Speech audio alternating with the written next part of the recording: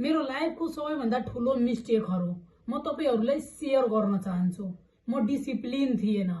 म जहिले पनि भोलि गर्छु भनेर छोड्दिन्थे, तर त्यो दिन कहिल्यै आएन। तर एक दिन मैले आजैदेखि गरेर छाड्छु, आजैदेखि गर्छु भनेर ठाने अनि त्यहाँदेखि गर्न सुरु गरे।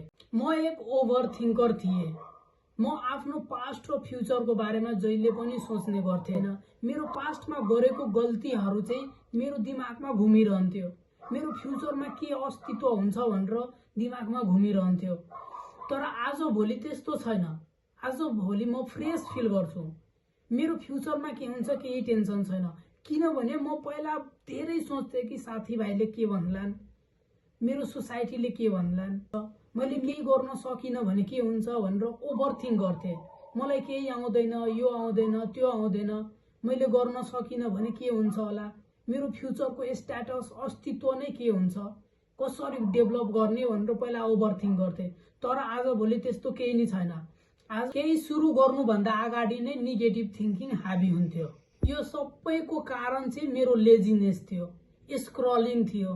किनकि मोस्ट अफ द टाइम मैले स्क्रल गरेर बिताउँथे। टाइम पास नै मेरो जब थियो। केही फ्युचर प्लान थिएन, केही डाइरेक्सन थिएन, केही गोल थिएन। म जहिले पनि अरूलाई ब्लेम गर्थे, मेरो पास्टलाई ब्लेम गर्थे, पैसालाई, रिसोर्सेसलाई ब्लेम गर्थे। डोपामिन, इन्स्ट्यान्ट प्लेजरको कारणले मेरो विक बिलिफ सिस्टम थियो। मलाई आफूमाथि नै बिलिभ थिएन। म आफूमाथि बिलिभ गर्नै सकिएको थिएन। केही नेगेटिभ फ्रेन्ड सर्कलको कारणले म प्लान बनाउँथे तर एक्सनमा कन्भर्ट गर्न सक्थेन। म नन एक्सनेबल थिए के। मलाई सबै कुरा थाहा हुँदा पनि एक्जिक्युट गर्न सक्थेन।